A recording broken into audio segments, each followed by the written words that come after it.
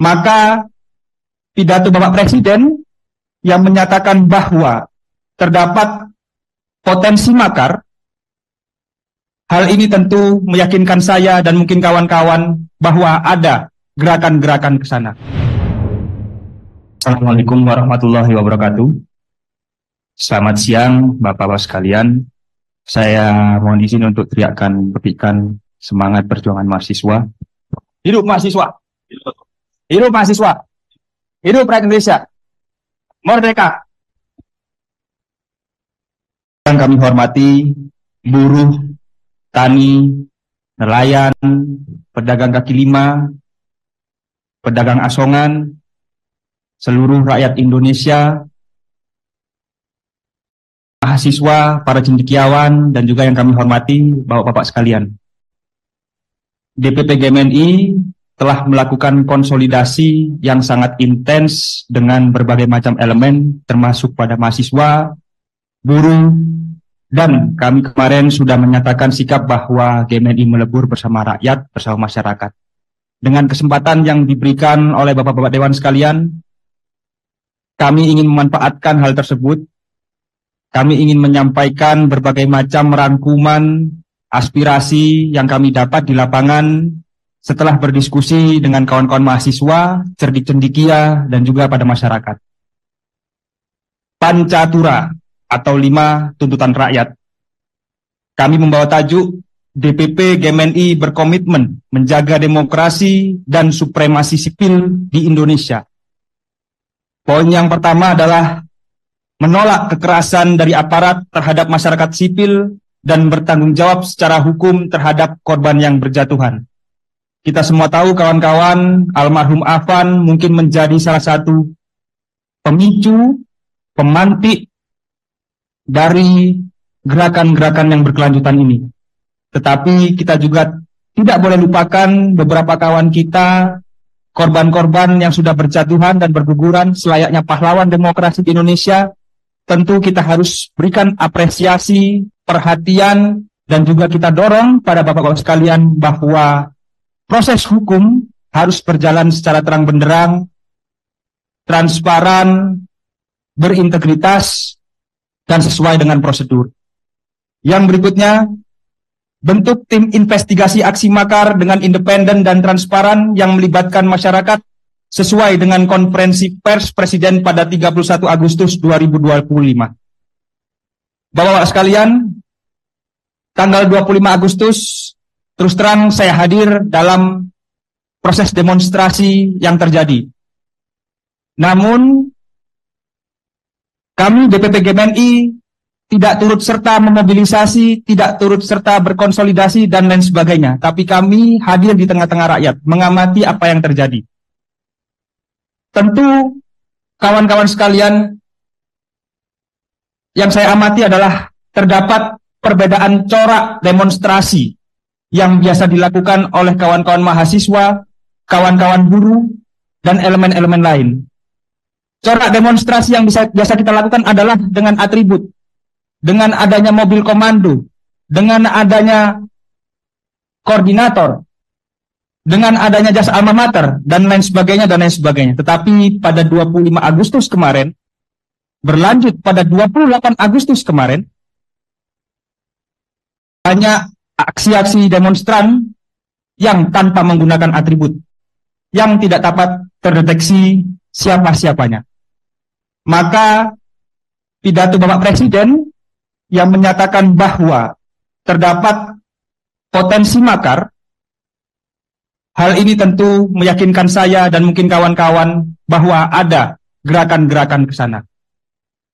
Maka dari itu, Bapak-Bapak sekalian, kawan-kawan sekalian, aksi ini sudah kita lewati bersama dan juga memakan korban, menciptakan kerusuhan. Tentu kami mahasiswa mendorong agar DPR menindaklanjuti secara serius aksi makar ini. Apalagi Bapak Presiden sudah menyebutkannya dalam konferensi pers. Yang ketiga, mendorong DPR mengambil peran strategis di tengah gejolak sosial politik yang terjadi. Kawan-kawan sekalian, kita semua telah bersepakat bahwa Indonesia adalah negara demokrasi. Negara demokrasi ini memiliki 3 lembaga penting, eksekutif, legislatif, dan yudikatif, di mana lembaga legislatif adalah sebagai corong, lembaga yang dapat meneruskan aspirasi masyarakat. Kami terus terang Bapak-Bapak Dewan menunggu kehadiran Dewan Perwakilan Rakyat di tengah-tengah gejolak yang terjadi. Mengapa? Karena agar masyarakat, mahasiswa tidak terbenturkan oleh aparat, agar ruang-ruang diskursus, dialog, dan lain sebagainya bisa kita kemas, bisa kita dialogkan tanpa kerusuhan-kerusuhan yang terjadi. Mahasiswa telah aktif. Kami mengharapkan bahwa DPR juga dapat mengaktifasi diri, mengambil peran yang strategis di tengah-tengah masyarakat, sehingga ke depan apabila ada gejolak-gejolak yang demikian, maka korban-korban bisa tausir kejatuhannya. Tidak ada bentrok antara mahasiswa, aparat, mungkin apalagi dengan NI. Ini yang perlu kita hindari.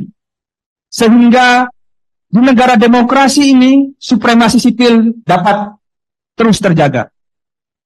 Yang keempat, mendorong DPR mendengar aspirasi rakyat terkait pembahasan RUU dan kebijakan prioritas. Bapak-bapak sekalian, mohon izin, sejak 5 tahun yang lalu saya turut serta berdemonstrasi bersama dengan mahasiswa. Tuntutan saya tahun 2019 saat itu adalah tolak RUU revisi Undang-Undang KPK. Sampai sekarang tuntutan-tuntutan itu tidak pernah ada yang goal, tidak pernah digubris. Tidak hanya RUU tersebut atau undang-undang tersebut, ada undang-undang seperti perampasan aset, RUU perlindungan pekerja rumah tangga, RUU masyarakat adat, RUU TNI Polri, RUU KUHP, dan RUU lainnya yang setidaknya 5 tahun kebelakang ini kami mahasiswa konsisten untuk serukan, namun mungkin sangat sedikit yang goal. Tentu ini menjadi catatan bahwa DPR hari ini kami harapkan dapat menindaklanjuti rancangan undang-undang tersebut yang belum selesai tersebut, yang menjadi tuntutan masyarakat tersebut. Karena yang kami khawatirkan, ketika ada aksi penunggangan, ada aksi provokasi, dan seterusnya, kawan-kawan mahasiswa juga terpantik. Kenapa? Karena ada akumulasi dari tuntutan-tuntutan kami yang kemarin belum terwadahi. Jadi kami mohon hal tersebut dapat menjadi perhatian Bapak-bapak sekalian. Selain itu, DPR harus mendorong dan pastikan agar dapat mendorong pemerintah mengambil kebijakan-kebijakan yang strategis dan cepat. Misalnya, pastikan tidak ada kenaikan pajak yang membebankan rakyat. Karena demonstrasi hari ini tentu tidak dapat dipungkiri menjadi akumulasi dari gerakan-gerakan di kota kabupaten yang lain. Negara dapat meningkatkan pendapatan negara melalui hal lain, tidak hanya melalui pajak yang membebankan rakyat, seperti optimalisasi kinerja BUMN, tegas terhadap koruptor melalui undang-undang perampasan aset, dan lain sebagainya. Alternatif-alternatif ini untuk mengisi kas negara harus dilakukan daripada membebankan keuangan negara kepada masyarakat. Ini yang perlu dicatat dan perlu diperhatikan. Yang berikutnya adalah perhatikan kesejahteraan beberapa elemen masyarakat yang mengambil peran vital dalam kehidupan berbangsa dan bernegara. Salah satunya adalah kesejahteraan guru, veteran, dan profesi lainnya. Mungkin ketika kita bertanya, kenapa kawan-kawan STM ini, kenapa kawan-kawan anak-anak SMA ini turut beserta demo dan lain sebagainya, bisa jadi mereka khawatir. Mereka prihatin terhadap kesejahteraan guru-guru yang mengajarnya. Banyak aspek yang sebenarnya bisa meredam situasi ini, Bapak-bapak sekalian, tetapi kebijakan-kebijakan itu tidak diambil, belum diambil, atau telat diambil. Maka harapannya setelah ini, Bapak-bapak sekalian dapat mendorong pemerintah untuk melaksanakan kebijakan-kebijakan strategis tersebut yang berdampak pada masyarakat. Terakhir, dari Pancatura, yaitu adalah mendorong pemerintah mengambil kebijakan strategis peningkatan perekonomian rakyat secara cepat dan tepat.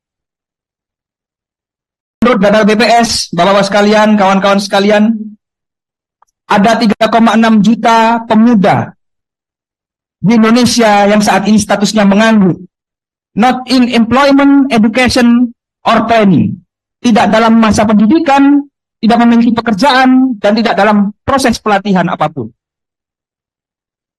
Kami pemuda memiliki banyak kawan, ratusan mungkin ribuan di sana, yang memiliki masalah-masalah sosial seperti terjerat pinjol, seperti ketika melamar pekerjaan selama 1 tahun, 2 tahun, mereka masih menganggur, tidak memiliki kerjaan yang formal, tidak memiliki kerjaan yang tetap, tidak mampu pemuda-pemuda ini untuk mengangkat harkat martabat, derajat keluarga dan dunia sendiri. Sehingga apa? Ketika ada pancingan-pancingan, ketika ada provokasi, pemuda-pemuda yang seperti ini adalah pemuda-pemuda yang menjadi target, yang mudah dibakar emosinya, yang dapat didorong untuk menciptakan sebuah kerusuhan dan lain sebagainya. Maka ini adalah pengamatan gejala sosial ekonomi yang terjadi, sehingga menurut hemat kami ini yang menjadi faktor-faktor penting adanya kerusuhan-kerusuhan yang telah terjadi Bapak-Bapak sekalian. Sehingga kami meyakini bahwa ketika Pancatura ini bisa menjadi salah satu tuntutan yang bisa diperhatikan dan digolkan oleh DPR dan pemerintah, insya Allah saya yakin Indonesia 2045 akan menjadi emas, bukan Indonesia cemas. Itu saja yang bisa kami sampaikan. Dengan hormat Bapak-Bapak sekalian, banyak sekali tuntutan yang kami ajukan. Mohon agar tidak satupun tuntutan dari kami mahasiswa ini ada yang tertinggal. Terima kasih. Wassalamualaikum warahmatullahi wabarakatuh. Hidup mahasiswa! Hidup mahasiswa! Hidup Indonesia!